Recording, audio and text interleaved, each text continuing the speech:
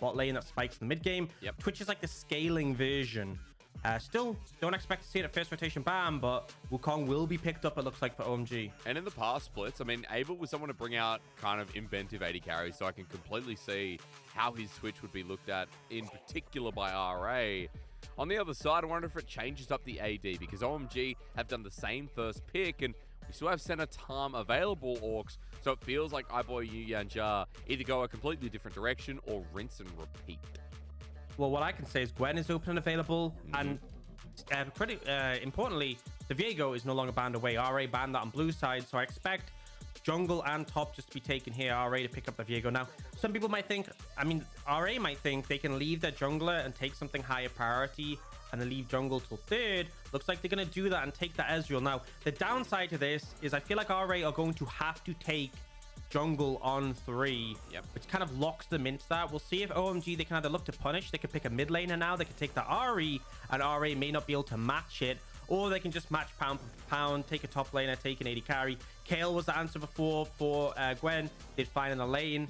I don't think that was a problem, so they will take that again. And now the question, do you take an AD carry to match Ezreal, something like the Kai'Sa potentially for Abel, or do you take a mid laner? Interestingly enough, not going for the RE themselves, going for the Lissandra. Sure. That means RA obviously won't pick the RE, and they will lock in that Viego as expected.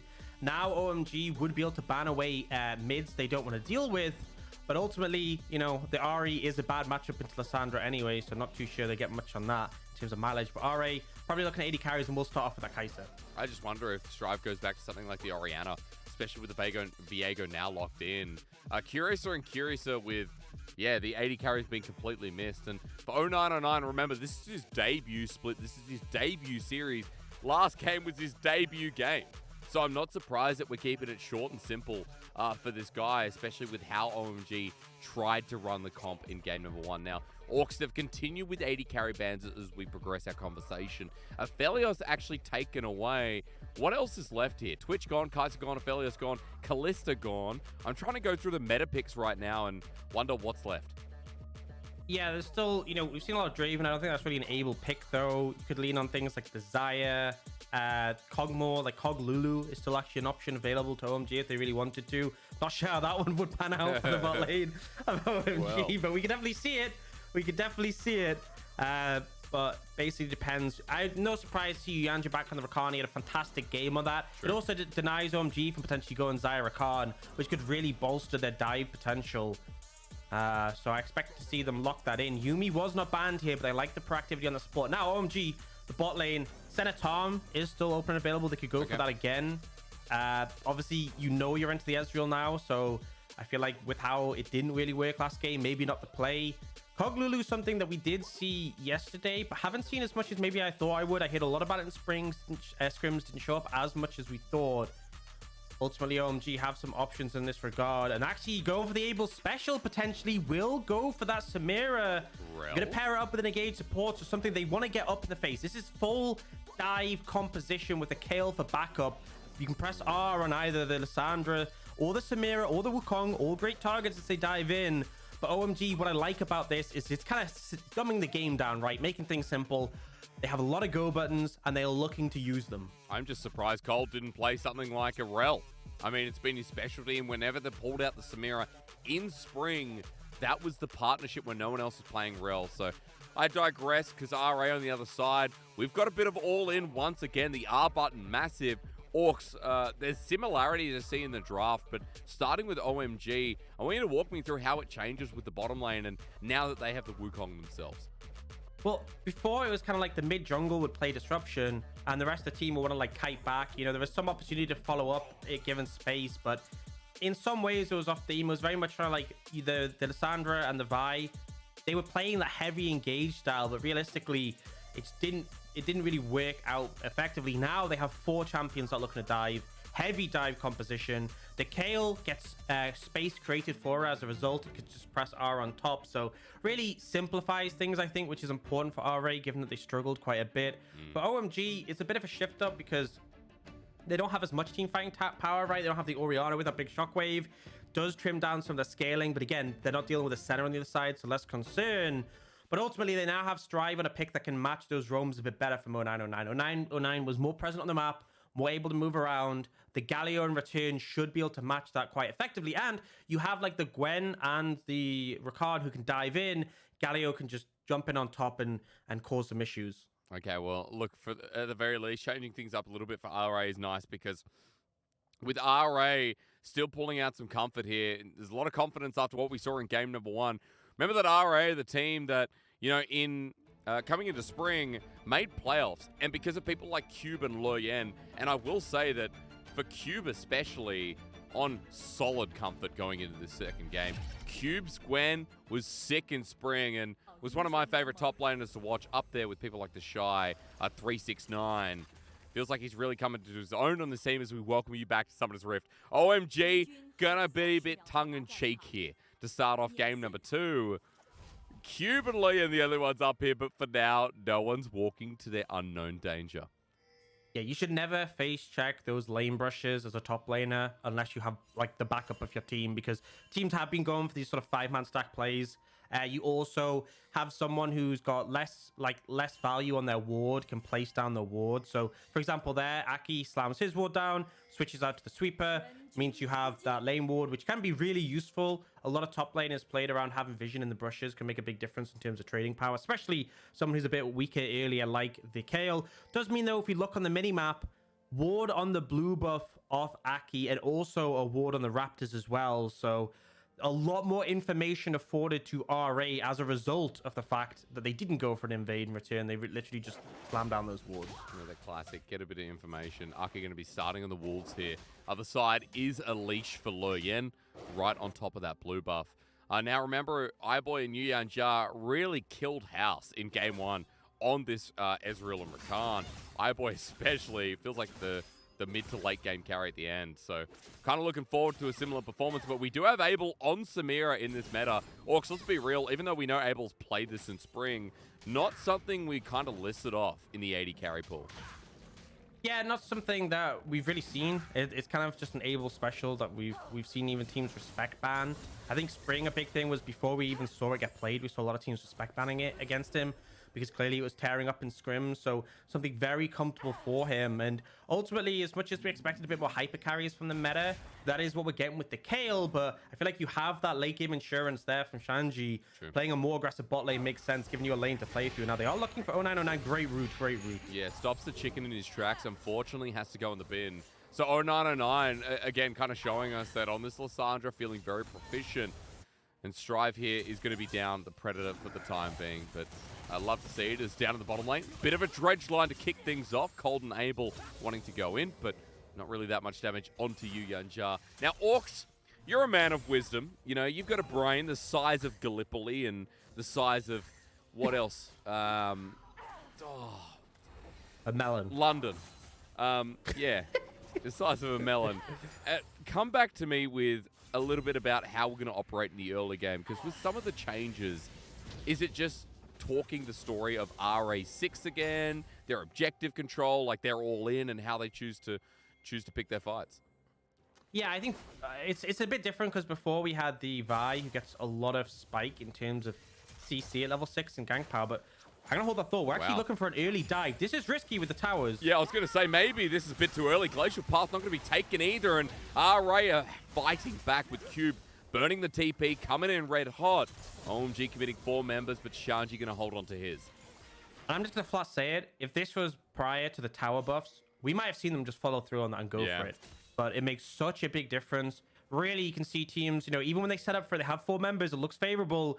Any sort of mitigation, just that TP from Cube is enough for them to say no. And I think the decision from OMG was correct, not committing more. Cole, dredge lined out. We saw 0909 not follow up on the claw. He'll be able to return mid with the TP. Strive TP'd earlier, so no advantage in that regard. And importantly, Cube gonna miss a bit of experience, bit of CS in lanes. So Shanji very happy with that one. And that's kind of the play that you can go for. You can go for those setups that maybe you don't commit to if the window's not right. You can deny experience, deny CS, force TPs. Also, if lanes are overextended, you can find ganks. You can see OMG's bot lane be pushing heavily. Does expose windows, but they are going to reset here and not look to get punished. Ultimately, this is kind of how the meta is going to be for 12-10. 12-11, the towers are nerfed a bit. Still stronger than they were before, but we may see like these early dives a bit more enabled. but the time being, it tends to be quite a slow early game, and it's the mid game where the pace picks up. Yeah, again, something in the LPL that I sorely miss.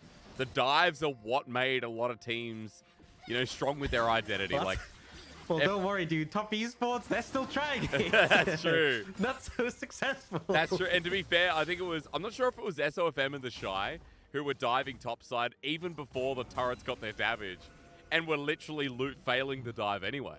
So I feel like, you know, a lot of these teams will continue doing so. And you're right, you know, top esports bringing the spunk and what do we call it? Mojo. Still in our current meta. Now, I will also say that, you know, as we go through and we start exploring as well, LPL, I think is very innovative, Aux. Like, we've kind of seen a bit of that innovation here in this series. We've seen teams like IG in their first series try and bring out some of that innovation as well. Like, our champion pool in our league is already pretty massive for, what, 5-6 days of play? Well, I think, honestly, a lot of picks we didn't see for a while, Enchanters being a big example, have been re-enabled by the changes. So I think there's been a lot more scope thanks to the durability changes, a lot more opportunity to pick these scaling picks like the Kayle. But now this could be a dive coming in on Shanji. Not level 6 yet. We were literally just talking about dives. Like, yeah, it's a bit hard. RA are going to try their own. So Cube with his ulti already burnt out. Shanji, you're right, without his Glacial Path, super defensive. And he's helping out. That's a really nice play from the mid laner of OMG, as Strive is still going to successfully get out. So you got to remember, as much as it was a big wave, Shanji was ahead on experience compared to Cube because Cube TP'd. So I expected the level 6 quite soon. Okay. The level 6 comes in. That's why they're trying to make that dive happen quickly. But because 0909 said defend, because the level 6 is hit by the Kayle, it makes all the difference. They don't go for the dive. And that's 2 times we've seen potential dives not happen. And for anyone who's been watching the LPL and wondering why we've seen so much Kayle, it is so much harder to set up these stacked waves and dive. Remember, before 6, Kayle's kind of at the whim of their opponent. Hang on a minute, hang on. Abel's actually interrupted. The Ignite's down as well, but iBoy is stopping the chase with Aki now spotted. Great defensive maneuvers now from the mid laner and from the jungle in Aki, making sure that iBoy's not able to get first blood. Yeah, Cleanse comes in to remove the Ignite. Typically, we see Exhaust taken into some champions like the Samira. We see that into the Kai'Sa as well. So I think the Cleanse is typically taken as a response to that. But in this game, iBoy's gone for the Cleanse and Lissandra wanted that extra safety tool. And Abel has not going to get as much value out of the Cleanse, maybe if there's an Exhaust. But ultimately able to get away from that one with the position look tough. And actually, it's Leyan who secures that blue buff. It is. Actually trying to find it, but does not, unfortunately. So, Aux, 10 CS lead in the bottom lane. Top side, because of the TPs, you already brought up the advantage. Shanji's 10 CS up as well. So, once again, having a good time in the laning phase here is this Kayle. Right now, the gold is swayed slightly in OMG's favor, but it is a very stable early game. And I've been meaning to ask, we had such a big conversation as Leyan invading. Not sure how much I'm going to have to pause on this one, as Aki's still doing the wolves, but it's been pulled. Leyan, now he gets smite down. Easy as that. It's already evolved. So I'm going to bring back my question, Aux, as nothing else happens.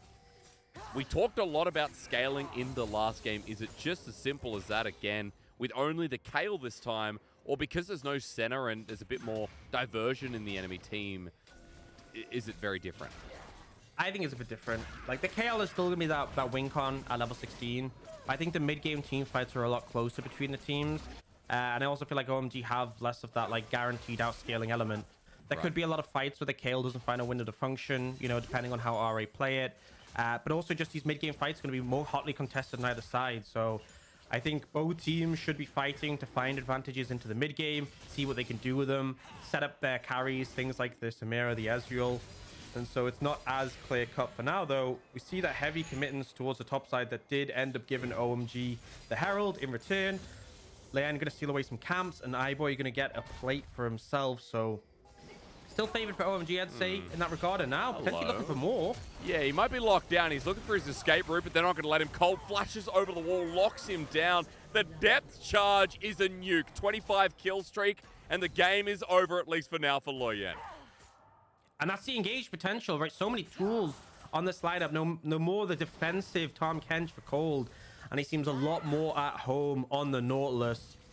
We see those plays come in, and now OMG able to transition from getting the Herald to get this Dragon as well. And bear in mind, despite the fact that RA ended up winning the previous game, OMG really had sharper control on those early objectives, and it's starting similarly in this one.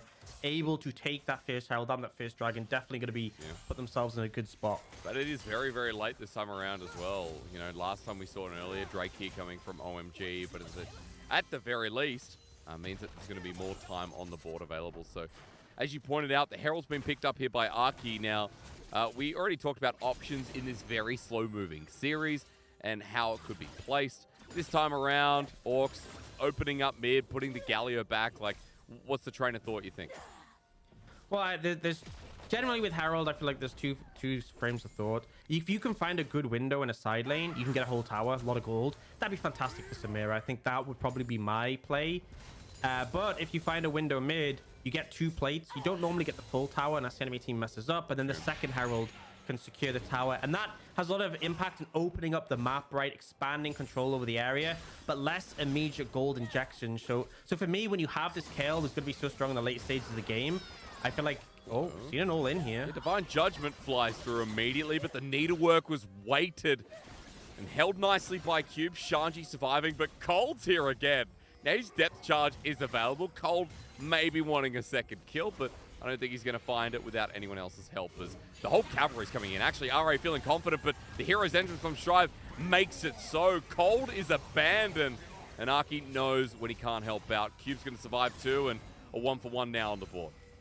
Gotta respect the Galio. I feel like OMG didn't need to go for that play, but I think the important thing is they just let... Aki's looking. Yeah, he's got flash available as well. Onto Cube, one more auto. The chilling smite. He didn't chilling smite for the auto, so the burn not going to be enough. That's heartbreaking, as meanwhile in the mid lane, RA now going to strike back, and it's Revenge of the Sith on 0909. Ignite won't tick him over, but that just hurts to watch in the top side as the True Shot Barrage is flying through, and he's well aware.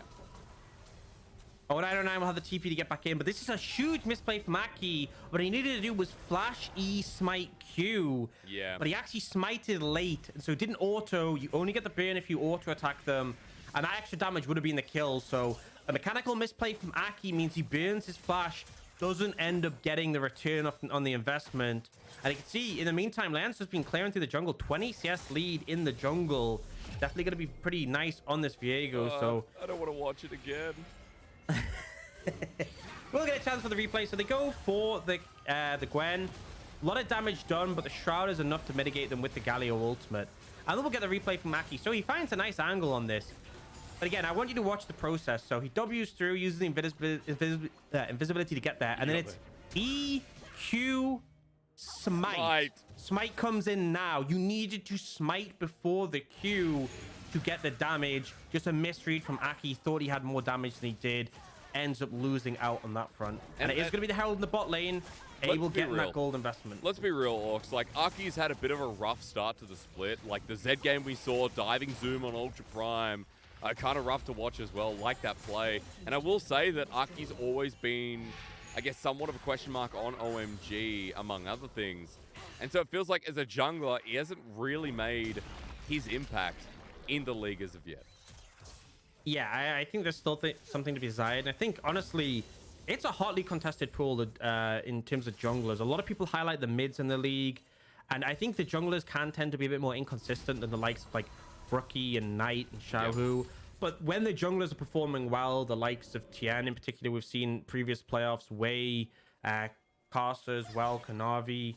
Some of these junglers can just have absolutely massive performance. It is something that's been praised at international events as well. LPL junglers just on another level. So it's a tall bar to match. And I will agree, I think Aki hasn't always necessarily met it. In this game, he is falling further and further behind in farm. Leyan actually going for the Kraken Slayer build on the Viego. More for DPS build. This is more damage, right? And there's excellent crit scalings with the Viego. The downside is you are squishy.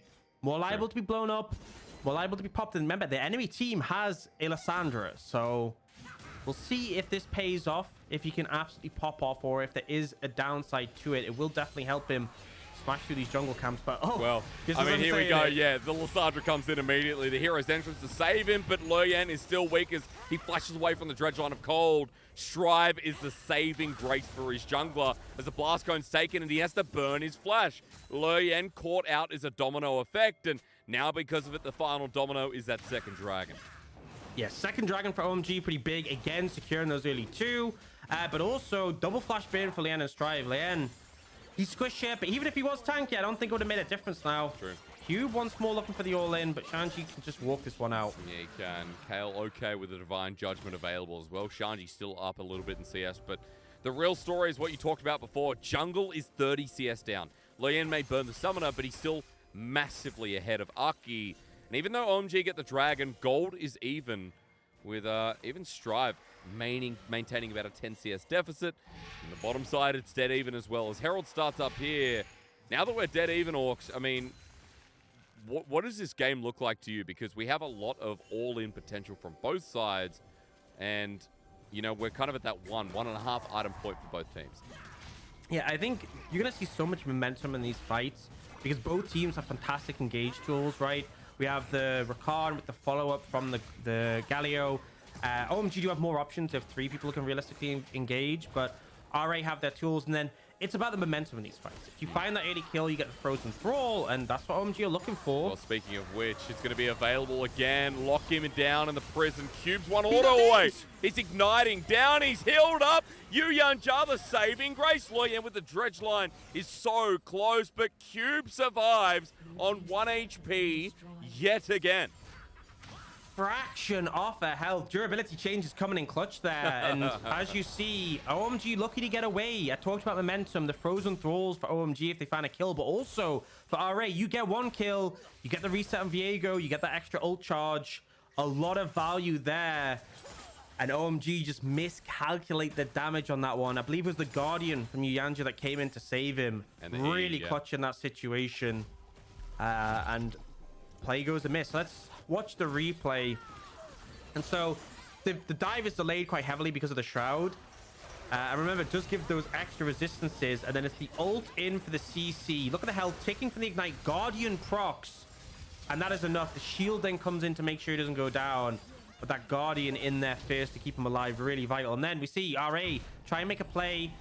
TP will come in as a response. We see ult and flash burn from Aki there. Not too sure what went down, but you can see both teams fishing for these windows, for these opportunities. Yeah, I mean, again, it was Cyclone News, flash burn, as you said. There's a lot that's happened in the bottom left-hand of our screen while we're in that other replay. But for now, R8 with the gold lead, it's about 1,000. We've got another dragon coming up in 2 minutes 30, but it's the same window as Baron. And I'm kind of curious here because Leyan is still so far ahead, and he's trying to abuse this window further. You can see that the Warden's Mail is picked up, and he's getting frisky in the enemy jungle. And OMG playing the defensive right now as RA are just winging it with their confidence. Yeah, getting control of this area. They're trying to get a reset for Cold so you can get some more wards, contest his vision. There's still plenty of time before the dragon, but for now, RA going to push in. They have Cube in the side lane applying pressure, so they could even go for a lean up towards the top side and try and make things happen. A second Herald still available for Aki. I expect this will be thrown down in the lead up to Dragon to secure priority and get damage on that mid tier 1. This Dragon would be the third for OMG. Pretty important if they can secure this one. And remember, Ocean Soul, I feel like in this game, a lot of bulkier targets will have a ton of value. But now RA, I don't think you want to take this fight. Okay, well, it's just Leyan trying to get the steal. Aki is in with the blue buff for once as a potential dive coming through, but it is a Kayle. I mean, Shanji is just hovering against the wall. All the dives in this game have gone pretty horridly, to say the least. And getting onto Shanji, it's going to be a different ask. iBoy now joining in as well, but RA thinking otherwise. Instead, they turn for the crew that aren't under the turret. Strive in perfect conditioning. That hero's entrance so great as Aki gets ulted in by Shanji, but the health bars are still going down. RA with the flash out, though. They've bitten off more than they can chew as Cole's still going to take the poke. No, iBoy misses as Abel is in now as well. Heartbreaker, a flash, a run. RA need to get out of there, and run they shall as OMG managed to punish Yuyanjia for the overstay. Yeah, over a commitment into this play, and as much as the Kayle wasn't a target they primarily engaged onto, able to join the fight. ults. Aki stops the Look at his reset from cube. coming in. Need to work. Able. He's almost going to finish off the job. iBoy without the true shot barrage for another 20 seconds. But Cube still trying to add a bit of pressure and get that kill as a response. And as much as OMG won the fight, the downside is they now have to reset. Dragon is up in 20 seconds. True. RA have control of the area. Shanji will take a tower as a reward. But this should just be a dragon taken 100% for RA. And an important one to deny that stacking towards the soul. There's so many bulky targets. It's going to be longer fights thanks to the durability changes, but also things like the Lissandra ultimate, the Kayle ultimate, the Wukong itself can buy a lot of time, and Early Ocean Soul could make all that difference. And actually, I said this should just be RA picking it up. They've only committed Leyan. Aki can steal this. I mean, he's just over the wall immediately, but no, Leyan smites it. Somehow the flash forward from a 909, but he's out of range. He's out of range for the tomb, and Leyan just walks it out. The movement speed from the Scuttle Shrine enough to get Leyan out there. Close. 0909 seeing it within arm's length, but not able to connect. And all right, it's an important dragon to get. They also have that gold lead, but still the game feels very even. It comes down to execution in these fights, I have to say. God, I mean, we said today was going to be close, and it is kind of delivering, let's be real. We're also in a place where it's not like we're watching the RNGs, the EDGs, the V5s, I guess with Rookie, you know, some of the top teams in the league, but we are looking at teams that are contending in the long run for playoff spots. And for RA and OMG, it's kind of like the change-ups here that happened at the start of the year are so influential that they're starting to take their time and work it out. I guess more for RA Orcs than OMG, who've made another change. Yeah, I mean, OMG clearly saw things weren't working. RA confident in their roster to continue. But ultimately, these teams are close to the middle of the pack, and in some ways, the regular season is a lot more important for OMG. I mean, in a lot of ways, a lot more important for OMG and RA than teams like RNG, V5. For the most part, we expect those teams to make it into playoffs. And as much as I'm not going to deny, it's definitely harder to make a big run. We saw top esports happen to do so. EDG weren't able to make a big run through playoffs. RA and OMG, this might be the difference between them making it into playoffs or not. And Strive taking a lot of tower hits there, trying to find a play. Yeah, you're telling me it's an important matchup. Completely agree. There's an attempt to dive here in this game number 2, but RA don't fully commit. The turret eventually goes down. They're moving as a unit while Cube and Shanji are just talking to each other on social media in the bottom lane. So for now, Orcs, it just seems to be pivot and move, pivot and move. RA leading with turrets because of it. Now still trying to find a pick as well. Yeah, Leyan has gone for that Rando in second, so bit of extra durability to make up the squishiness he has when going that Kraken Slayer first. Not sure how I feel about this build ultimately, but obviously you talked before, he does have a lot of crit scalings that Riot added to try and get him to go a more DPS heavy build. One of the reasons he's been so strong is being able to build quite bulky, fish for those resets, and then your itemization doesn't matter when you switch to your new champion because you get their items and the power of the resets, the power of that ultimate coming in again and again. It's gold in lead for RA at this point, and it feels like the game, not the fastest in terms of kills, but both teams have been pushing constantly, looking for windows. I don't think you can say this has been a slow game. The outcome might have been slower, but both have been fishing, trying to find these opportunities. And right now, RA have control of the Baron area. It is 2 minutes till Dragon. I suspect they might want to move their vision over to the area, but they could end up just trying to play for this Baron, try and make a play around it. Remember, a lot of DPS from the likes of this Gwen, this Viego, onto that big purple worm. I mean, they've got Scuttle secured, though. So nice for OMG that they've got this Scuttle to give them a bit of extra information, especially right now when Baron has been lured in. iBoy is one poking them out as Shanji has now joined the fray. It's a level 13 Kayle. Strive the same level himself. And why is that worth mentioning? Because he's going to be the first one in the absolute fridge of a unit that gets the multi-man taunt, if he can.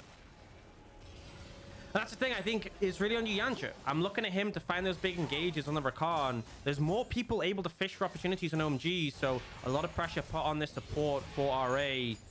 I think he's definitely someone who's deserving that tool because he did so well in the previous game on Rakan, but ultimately neither team finds their window. Now, RA have heavily committed to vision on the Baron side of the map, which means OMG a bit cautious about moving towards the Dragon, even though it's spawning in a minute. Just don't want to give up a free Baron to the enemy team, trying to contest some of these wards. See Leyan trading heavily. He's going to take the ulti over the wall. Strive's ulti follows through. Leyan just by himself. Cold flashes to match. and Leyan's dead. Okay, RA's jungler wants to make it difficult as Cold decides that it's his turn to die. The fight is everywhere. It's like watching Game of Thrones starting at season 6. Who's died? OMG, it's going to be a 1-for-1, and it's completely all over the place. Completely sporadic.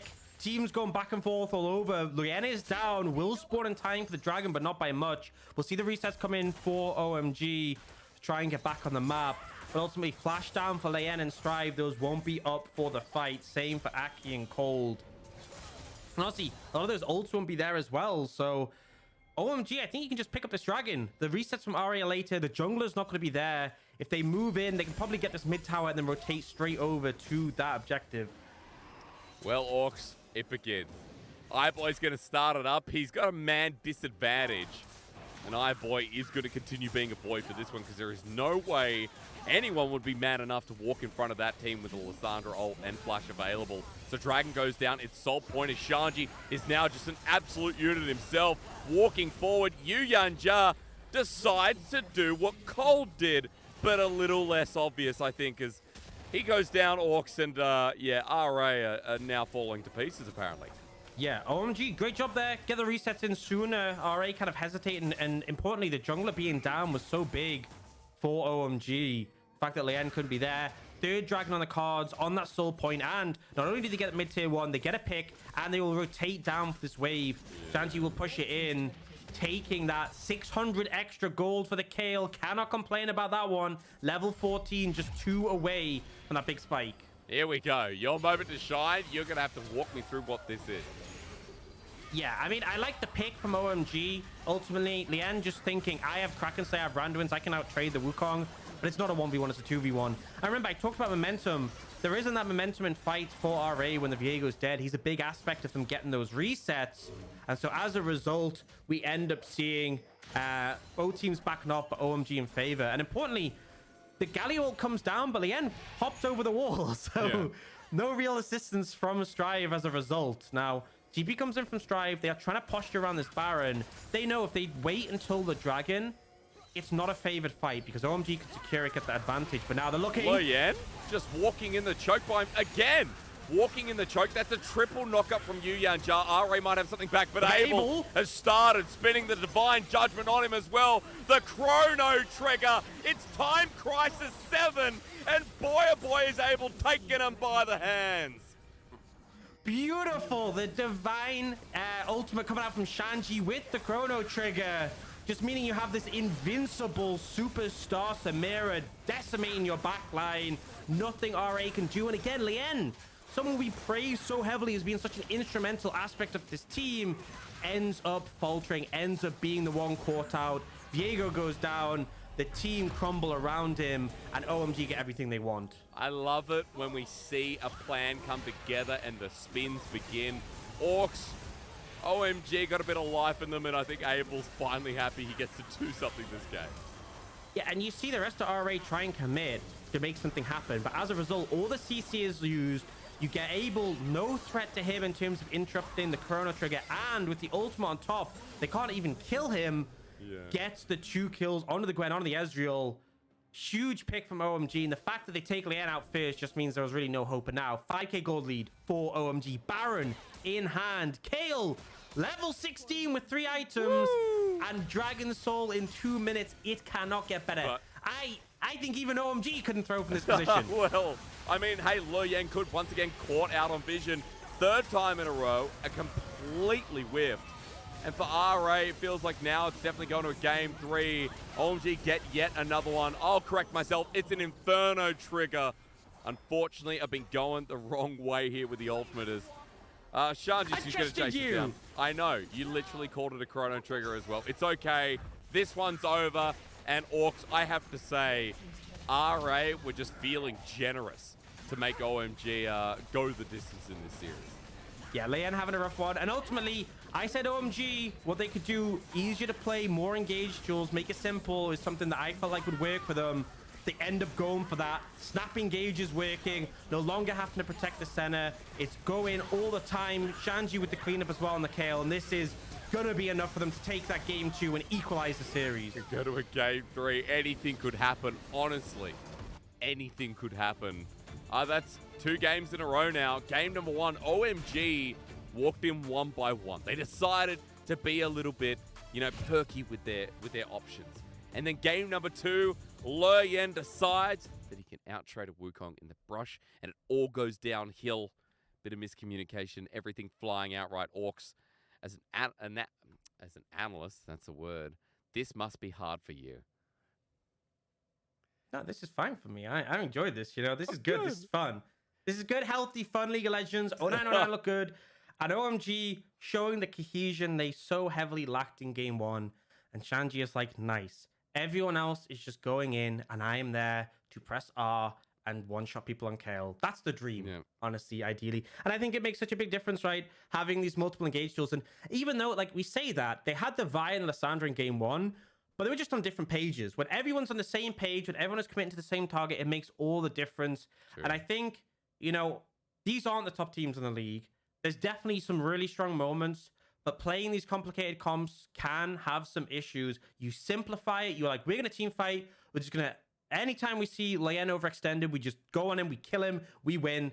It works so effectively. And I think for OMG, there's definitely some issues we saw in game 1. Make the composition simple and the rest will follow. Ultimately, Abel really looking good in the Samira. And I feel like it's a better fit than the center for him. Yeah, I mean, again, getting him on something that has a bit of agency. You talked about the early game, what it could be. And Abel really came alive. We didn't have to worry about Shanji and whether this Kayle would actually ramp up. So it was nice direction for OMG, at the very least for RA. The early game was quite even. We were quite even with 4 kills by the 20-25 minute mark. Then the game suddenly exploded and it was over in an instant. So, yeah, kind of funny how things work. And I don't know. I don't know what is a priority in this series, Aux, because it's just crazy. We've gone similar comps, but I guess different directions with how it was played out. And I think Leyan looked unconvincing in this game on the Viego. Was solid on the Wukong, I feel like, in game 1, but in this one wasn't the best performance. Kept getting caught out. And also the Ezreal, right? So game 1, into center Tom, talked about how this is like an often answer, the Ezreal that outranges you for most of the game, the mid-game spike that even game 1 seemed to continue long into the later stages of the game. Here you're playing into Samira. It's not quite the Kai'Sa they banned away, but I'm really looking at that pick ban and thinking, did you need to ban a Felios? Probably not. I would say the Samira, a more pertinent issue, something that maybe RA feel they missed. And having that ability to dive onto the Ezreal, get up close and personal, make his life difficult, made such a big difference in that one. You can see the kill participation so high for Shanji. Dropping those ults on top of your Samira when the Samira's diving in just makes it so you have no real way to match it. And this is kind of the Abel we're hoping for, a big redemption after the game 1. Yeah, it really was. Again, didn't do much on the center. So nice to see. We'll see if that adaptation comes through with the ban from RA. I want to point out on the other side, someone who did have, a decent enough time was Cube here on this Gwen. Lots of kill threat, lots of potential onto Shanji. This was one of his comforts. As you can see, the fact that Gwen's kill participation is 100%, but Leyan's isn't. Wait, how is that? Yeah. How is that possible? Magic. What? I mean, the dives Magic and wizardry. That is the answer. A wizard did it. Whenever anyone asks a question like that, a wizard did it. Well, Aux, there's magic in this series. When Hagrid comes down in the first movie, when you first see that bike flying through the air, you think, I'm in store for an absolute extravaganza. For an adventure. The difference between this series and Harry Potter, though, is it won't win any awards, and we might